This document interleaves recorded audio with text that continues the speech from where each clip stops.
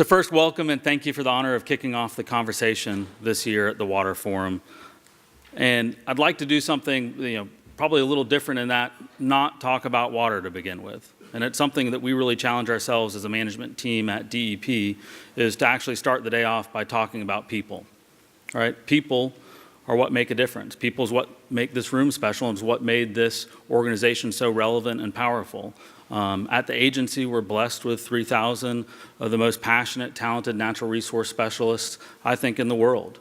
And we know if we start every day out asking ourselves, how do we invest in our people, we know that's going to get us further down the road in protecting natural resources here in Florida. And so that's really had us take a look at the concept of how far can we take that. The more we invest in our people, the more we see positive outcomes for the environment. I think you see that right here in this group, looking at the idea of, in the mission statement, the need to look at Florida's water challenges holistically. We can accomplish more together. And so at the agency, we started with a concept called One Florida that we just started rolling out, which is the general idea that together, if we focus on our people and we focus on the idea that our economy and our environment and our community are inextricably intertwined, we'll be able to achieve more together. Certainly, I thought about that coming over this morning from Sarasota, where yesterday we were with FWCC announcing the governor's recent investment of $2.2 million in new methods and new innovative technologies to really change the way we manage red tide. We had an announcement with Moat Marine, Woods Hole, University of South Florida, FWCC, and DEP, talking about testing new technologies and really leading the world in coming up with innovative ways to how we can manage red tide. But that starts with partnership. It starts with people. Same thing, several weeks ago, I had the privilege of being with Ann Shortell at Lake Jessup, along with Scott's Miracle Grow and the Everglades Foundation, announcing the state's partnership and investment in the Barley Prize. It was $1 million investment into the Barley Prize. Again, this is a concept that by investing in the innovation of people, investing in people to come here to Florida, the next great step forward in how we manage phosphorus, excess phosphorus in water, is going to come from Central Florida. And so when you look at that, you also think about, well, what are the really large successes we've had in Florida? You see the same thing. If you look at probably one of our best success stories, the turnaround story for Tampa Bay, it started with people. In the mid-1990s, Tampa Bay had lost about half of its seagrass coverage. Water quality was struggling. But it started with a voluntary conversation from a broad group of folks, from business interests, agriculture, environmental groups, scientists, all coming together and saying, let's invest in science and let's invest in partnerships and let's invest in people. And let's ask ourselves, what is our shared goal? In that instance, it was, we want to see seagrass levels and water quality to where they were pre-1950s. We want to see it to the area and to the time when Tampa was really building and attracting folks. And that's exactly what's happened.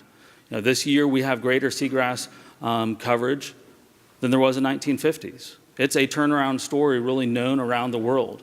The same is true with Everglades restoration. And about 7 years ago, the governor asked the very simple question of, why are we investing in litigation? Why aren't we investing in people, and why aren't we investing in projects? And let's have a shared goal, and that's what I want to invest in. And it seemed like a very simple concept, but for some reason, to date, it hadn't really been tried. And that ended up with environmental groups, agricultural groups, municipalities, federal and state agencies gathering together. And out of that came restoration strategies, a $1 billion plan with the shared goal of ensuring clean water moving into Everglades National Park. This year, we've got the cleanest water quality on record going into Everglades National Park. Again, from that investment in people and partnership, and always taking the step back to realize we have a shared goal. I'd say this room is an example of that success story. We today as Florida have the most robust numeric nutrient criteria and water program anywhere in the United States. And that came from the hard work of this group, willing to take a step back in the face of an intense environmental challenge and say, we believe it's worth the time and energy to invest in science, invest in people, make sure we're having a collaborative conversation, making sure that we have diverse stakeholders in the room, and then demand a shared goal and demand progress from that point.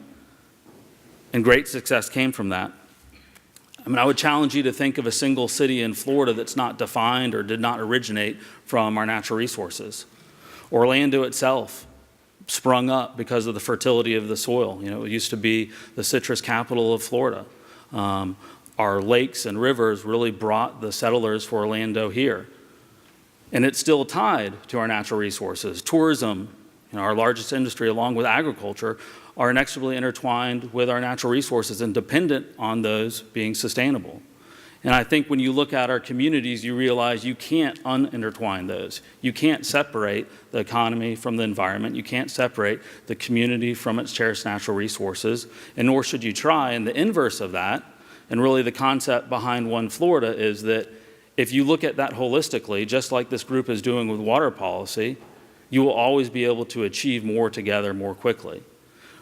And so that's something that, again, sometimes takes a little more time, may seem like a simple concept, but when you're in the heat of an environmental issue, sometimes that's challenging to gain that perspective and take a step back.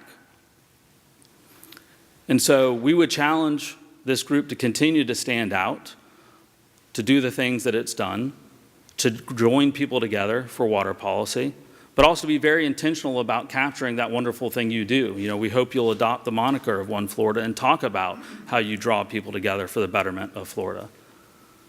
At the department, we really realized that it's probably a lot to ask for groups in the heat of environmental challenges to take that step back and look at how they could collaborate. And so we took on that challenge ourselves, realizing that we would not ask another to do what we would not do ourselves. And so about 6 months ago, we rolled out One DEP. And it was the simple concept again that no one area of the department stands alone. You know, our state lands team is not just about land. The management of our land is the protection of our water. Our coastal team depends on inland permitting. Our state park system, you know, manages green infrastructure that stands right alongside the agricultural working lands in Florida and can't be viewed as separate and has to have that partnership. And so that's something that we've really taken on and invested in and tried to be intentional about. And so we had a recent partnership with the University of Florida to invest in a leadership program to do just that, to train employees, not just in leadership, but dispute resolution skills, and to train them to really be that hub to ensure that as a department, we're taking the step back and taking the time to ensure that we're drawing stakeholders together to really invest in that shared goal that as Floridians, we all have. And we're seeing really good results from that. I mean, that's really the foundation of 404 assumption from us. It's the realization that as a state, in order to be that center point, in order to be the point that joins stakeholders together to go after their shared goal, we need to have decisions made locally. We need to have our own staff or scientists in the community be that point where a local business can come in just as easy as a local farmer or an environmental group and have that discussion locally and work together for that shared goal. But without those decisions happening locally, we just won't see it. We also believe through that collaboration, we always end up with better results, better permitting, better quality. One of the interesting things that we saw after 6 months is it's also ended up in more efficient processing. You know, this year we have the fastest permitting time on record for the department. Really, interestingly, out of a focus on quality and out of a focus on partnership. It wasn't something we expected, but it's when we took a step back, we realized it's coming from locking in a sense of culture that invests in a shared goal and invests in always starting that conversation with, as people, we have that shared goal, and as people, we should always be concentrating on that. And so with that, I'd urge you during the conference to really, for each panel, take a step back and think, what perspective could this be viewed from differently?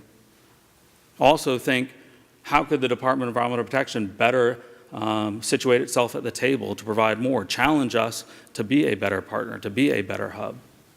I hope you also think about the simple concept that y'all have done so well, which is working together as a team, as One Florida. We hope you'll take that moniker and use it. Because again, we've seen time and time again the successes we've had, the greatest successes that the governor has had on environmental protection, from springs restoration to Everglades restoration to protection of our lands, growing our state park system, comes from people working together. And so with that, I really appreciate your time. I hope you'll think about that. I also hope you will challenge us to continue One Florida, the department. And I will end with something that we always do for the governor, because the governor will beat me to the punch if I don't do it, which is my cell phone number is 850-556-0103. So please call, please challenge, please don't hesitate if you have concerns in your community. And thank you very much.